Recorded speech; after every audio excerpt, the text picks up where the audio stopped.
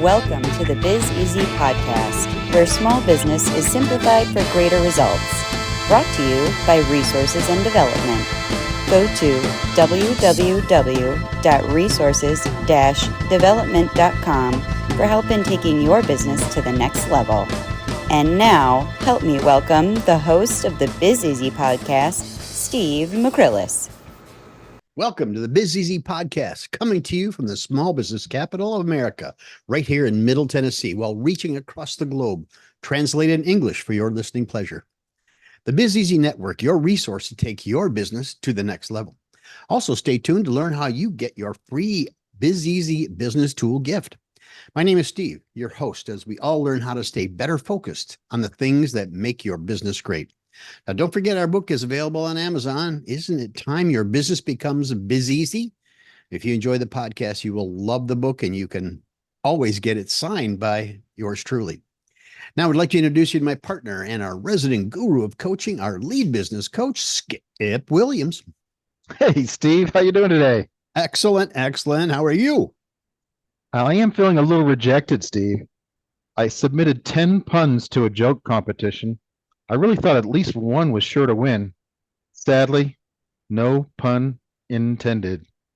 You have to slowly let that one absorb for a second, I think. No pun intended. No pun intended.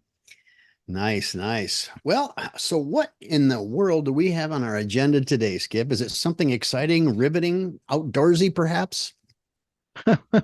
Well, it's about success, but maybe a different way of measuring success. So, Steve, I've never liked using money as a yardstick for success. I mean, no matter what stage of your business you're at, you've already hit the lottery. I mean, consider how few people even try opening a business. Consider how few people have had to make a sale or place advertising or hire people or dealt with government agencies that it took for you to open your business. You've beaten those odds already. You know, everybody hears all different statistics about the number of businesses that start every day and the number of businesses that fails. We're not going to bore you with all those statistics, but it truly is a daunting task. So if you've gotten through all of those odds, kudos to you. That's right. It takes guts to run a business day in and day out, and the many hats that you wear, the few can say they've ever worn. The odds are stacked against you. Wow, you are a success in my mind, and you should be in yours too.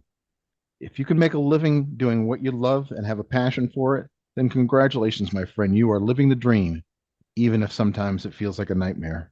Even if it feels like a nightmare. I do remember those days as well. So let me ask you, how many companies have we come in contact with run by some truly brilliant people? I think all of them. I have not met a business owner that wasn't brilliant in their own way, whether it's a technical ability or whether it's business savvy or whatever. Why do you ask? I've told the story many times. I've run across hundreds and thousands, literally thousands of brilliant men and women doing a very specific thing that they have grown to be an expert at, but they struggle with the simplest things sometimes, the business of the business, as we've talked about. But right. Truly, it's worth the effort. We'll say that. You know, Steve, the problem is the world measures your success differently, doesn't it? And to them, I say, screw you. A man or woman following their dream, even if not a financial success, will still be happier than the one that doesn't. If you're building something that makes you happy, and happy cannot be measured in dollars, so just ignore what I'm about to say because it applies to the outside world, to those who have the audacity to measure you and your business. It is true that when it comes to valuing a business or an opportunity, something more than self-satisfaction is a necessity, and therefore the success of a business can be measured through various key performance indicators or KPIs. Now, I'm suspect that you're going to give us a laundry list of those key performance indicators. But as you pointed out, I think it's important that you've got that self-satisfaction. You set out to want to accomplish something, provide something to the market that perhaps somebody's not doing as well as you. But at the same time, we do have to support our families in order to do that, unless you're independently wealthy. Would you agree? I think that's right. Yeah. And so the world measures based on these traits, and in some cases, it's important to measure on these traits. for valuation or growth projections and so forth. Financial metrics, revenue growth, profit margins, return on investment, cash flow. Another one, customer satisfaction through surveys, reviews, customer retention rates, your operational efficiency, your productivity, your cost per unit, and inventory turnover. I'm going to stop you before you go on to number 4. The customer satisfaction part, I think everybody puts a very, very high focus on that initially and perhaps throughout the process. But the customer satisfaction, I can tell you, when I opened one of my first businesses, it was a bagel shop. That immediate gratification thing, that customer satisfaction thing was so critical. Now, did I do successfully at it because of customer satisfaction? Well, I think I would have done worse. Let's put it that way. Right. But as you say, over time you become a little more complacent and not paying as close attention to the customer service. It's easy to slack off. What was it? Market share. How much of the market a business captures compared to its competitors? Employee engagement, employee satisfaction, turnover rates, and productivity. Innovations, successful product launch, research and development outcomes. Community impact, environmental and social responsibility, brand recognition, market awareness and positive brand perception, adaptability, the ability to adapt to market changes and trends, and strategic goals, achievement of specific business objectives and milestones. So of those 10 things that you just named, the 10 key performance indicators, the KPIs as you called them, only one of them really has financial metrics, but you put that first. Now, the podcast is mostly about other ways that you could measure the success of your business. How did financial metrics end up number 1? Because as I indicated in the intro there, it is kind of the way that the world measures the success of your business, isn't it? Through dollars and cents. But we have a myriad of other ways to measure that success. I mean, sometimes I think that unit analysis, how many units you produced, how many is sometimes more important than the financial metrics. And the productivity or the efficiency thereof. Sure. So it is essential to analyze and combine a combination of these metrics and get a comprehensive understanding of a business's overall success. My advice is to try and address these topics and many more with the goal of making your business more profitable and a little bit easier. While in our mind, and hopefully in your own mind, you are already a success. But success also demands growth in these measurements of your business and in your personal satisfaction of what you've accomplished. So the important question I ask of all of you is, what have you done for yourself lately? What is your most recent accomplishment or victory that you've had? Is it more than a few weeks old? Then it's time to get back to the grindstone and churn out some more pride for yourself as well as for your business. I'm sure you're going to go into a laundry list of different things that would give you pride in your business, but I think opening your business and opening your doors, that is a great shot of pride. And I think that lasts for a while. It's a huge milestone. But as I've said in the past, the real work begins after you open the doors, not before you open the doors. Sure. So let's address the more personal aspects of success. The feeling of success is highly subjective and can vary from person to person, and it's often characterized by a sense of accomplishment, fulfillment, and satisfaction. Here are some aspects of the feeling of success. Achievement. Success often comes with the accomplishment of goals or the realization of long-cherished vision. This can bring a deep sense of pride and satisfaction. Recognition. Being acknowledged for one's efforts and achievements, whether by oneself or others, contributes to the feeling of success. Recognition can boost confidence and motivation. And recognition, most importantly, from your customers. I'm really glad you open. I'm really glad you're here. I've really never had as good a service as I've had with you. Recognition from a customer or a client, nothing better. Would you agree? That's right. I mean, a loyal customer that shows up every week, this just them coming through the door is a sign of recognition. Yeah. Fulfillment. Success is closely tied to a sense of fulfillment, where individuals feel that their work or their endeavors have a purpose and a meaning. Happiness. Many people equate success with happiness. Achieving one's goals and overcoming challenges can lead to a positive emotional state.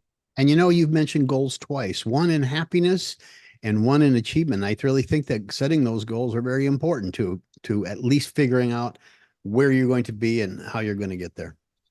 I've said it before about to-do lists, and Mm. I can't overstate it enough. And it seems so trivial, but it is so true.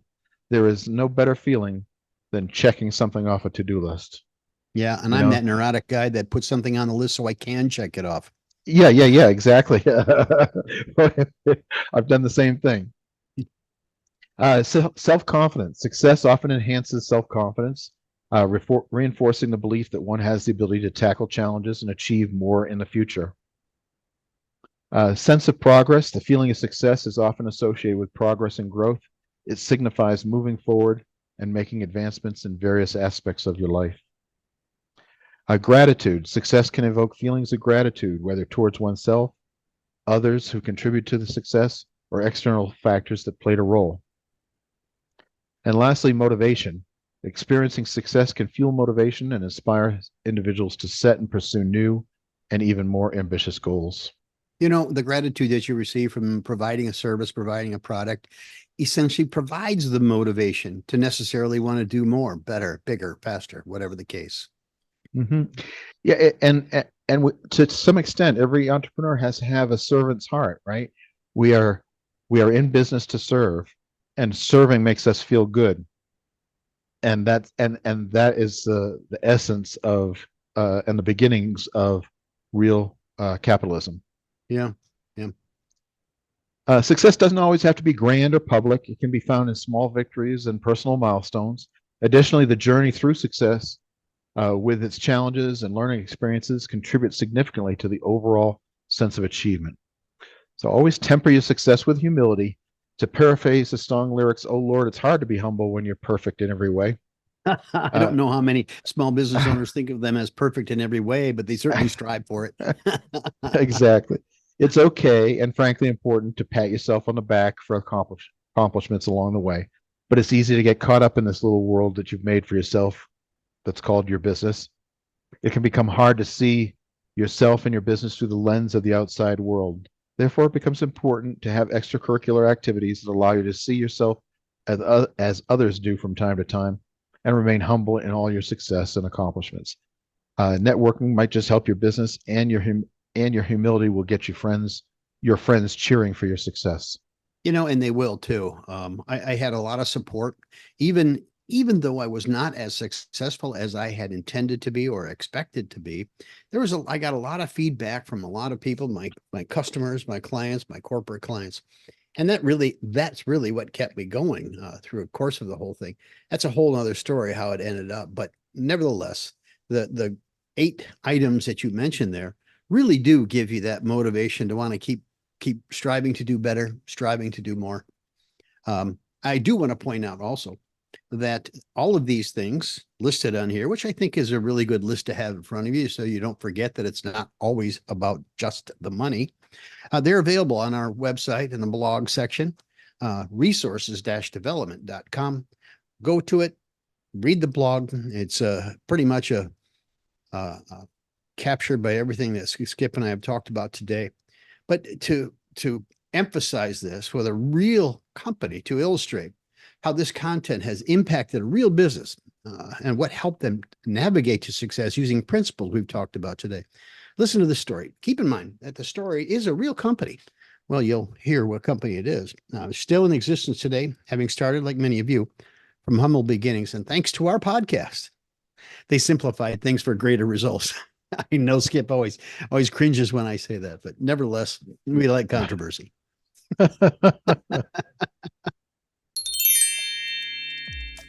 A powerful example of a company that found success in ways other than money is Patagonia, the outdoor clothing and gear company. Founded by Yvon Chouinard in 1973, Patagonia has built its brand on a commitment to environmental sustainability and social responsibility, emphasizing values over profits. Examples include environmental commitment. Patagonia is renowned for its environmental activism. The company donates 1% of its sales to environmental causes, a commitment that began in 1985 and has resulted in tens of millions of dollars given to grassroots environmental organizations. Product Longevity and Repair Patagonia promotes the idea of buying less and buying better. The company designs high-quality, durable products intended to last for years. They also offer repair services to extend the life of their products, encouraging customers to repair rather than replace their gear. Ethical manufacturing.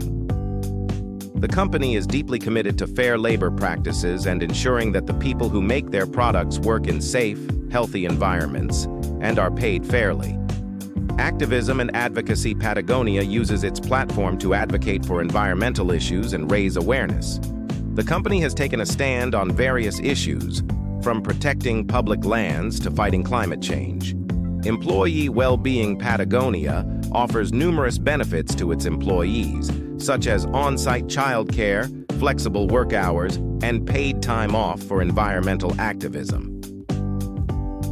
Financial performance. Interestingly, Patagonia's focus on values over profits has not hindered its financial success. The company's revenue has grown steadily, demonstrating that a business can thrive while prioritizing ethical and sustainable practices. Example of success beyond money. In 2022, Yvon Chouinard and his family transferred ownership of Patagonia to a trust and a nonprofit organization to ensure that all profits, estimated at around $100 million annually, are used to combat climate change and protect undeveloped land globally. This move cemented Patagonia's mission-driven approach and commitment to environmental stewardship. Patagonia's success shows that a company can achieve remarkable impact and build a loyal customer base by prioritizing environmental and social responsibility.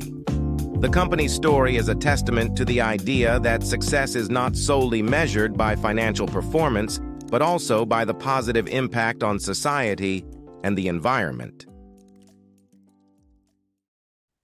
Thanks in great part to our production designer today for putting that little story together with a little illustrations. And that production designer is yours truly, Skip Williams. Anyway, these folks hope to inspire others with their story and their work, and they believe that nothing is impossible without passion and perseverance. Skip, give me your thoughts on Patagonia. Well, ultimately, this Patagonia story doesn't match what I was trying to illustrate in the monologue here as well as I had hoped, because it really was about making money so you can donate that money to causes you believe in. And there's nothing wrong with that at all. I applaud that that's what they wanted to do right from the beginning. And they were able to, in the end, set up a trust that allowed them to give everything to those nonprofits. But again, figure out the things in your business that make you happy, that give you a sense of pride and accomplishment, and make sure and pat yourself on the back when you've accomplished those things. Plenty of people will pat you on the back for making all kinds of money, but you've got to pat yourself on the back when you hit those milestones that you care about. Well, think about that story with Patagonia. They did set out, obviously, to make money, but they did successfully and were able to really satisfy the true passion, was providing back to the environment, providing to the employees, providing to their constituency in a way that really gave them passion. I don't think people are passionate about just making more money. I think people want to, and I think that's an end result of being successful in your business, but they are more passionate about the environment, and they pretty much set their motivations towards that ultimate goal. And they did a great job in the meantime. Everybody's heard of Patagonia. At least I think they have anyway. If you haven't, Google it. Yeah. Money, the bottom line is money, and always will be for business. And the more of it you can drop to your bottom line, the more things you can do with it that make you happy, whether it's a nicer house for your family or vacations, or whether it's donating to nonprofit causes that you care about, or reinvesting it in the next business that you would like to open. So Yeah. yes, but don't forget that the money is just the yardstick. It isn't the success. No truer words have been spoken. Anyway, anything else you want to add to that, Skip? I think we should give away a free business tool. How about you? I think we should. And sit tight. Listen to this. This is what we're offering today. This week's free gift is our break-even budget tool. Now, this tool is designed to help you kick off your budgeting process for the new year, quarter, or however you plan your sales. And we all know how important planning is because, as we've said many times in our podcast, if you don't know where you're going, just about any road will get you there eventually. Now, let's let Skip show us around the tool. Thanks, Steve. I think this is going to take the fear out of budget season. I know we all get a little worked up when it comes to designing a budget, but it doesn't have to be that difficult. And this tool should help you get started with that process and make it relatively easy. The minimal amount of information you need to start with. Put your present sales revenue in here, put your cost of sales, put your present overhead in here, and then tell the spreadsheet how many months of data that represents. I mean, ideally you'd want 12 months, but if all you've got is a quarter's worth of information, you put 3 months. However much information you've got, you put in there and tell how many months it is.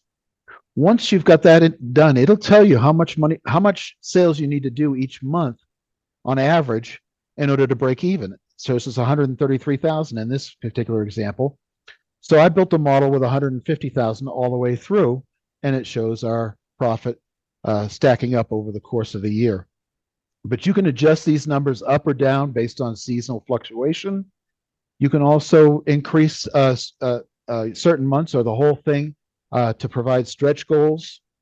But it's a really simple tool here, just a minimal information, and then you can play around with these revenue numbers month by month until you've got what you think is a pretty good picture of what you'd like to see for the following year. And from this total document, then building your budget in your into your accounting system or to disseminate amongst your employees or managers, it becomes really easy. So minimal, maximal, right there. Steve? As Skip mentioned, the inputs are minimal, but the outputs are quite powerful. Now, this tool has been very valuable to show not only break even, but also allows you to set future goals and financial expectations for your company's performance. And we hope this makes your business a little more predictable and, as usual, more profitable.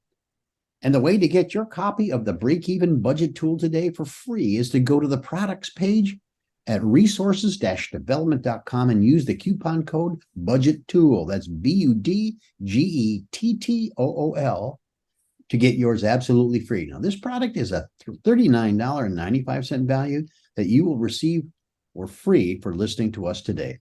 Our gift to help your life, make your life biz easier. That's right, Steve. I hope it helps everybody. Thanks. And sorry, we missed a week there. In case you missed us, it was one of those things. I mean, we all go through business cycles. We're rebooting. Looking forward to some great stories, some great blogs coming up. In any event, I think that our time has been spent, and I hope you will listen to next week. My name is Steve, and I say let's wrap it up. Let's wrap it up. That's a wrap. Woo! Thanks for listening to today's Biz Easy podcast. If you enjoyed our broadcast, we would kindly ask you to like, subscribe, and share with other entrepreneurs. See you next time on the Biz Easy podcast, where business is simplified for greater results.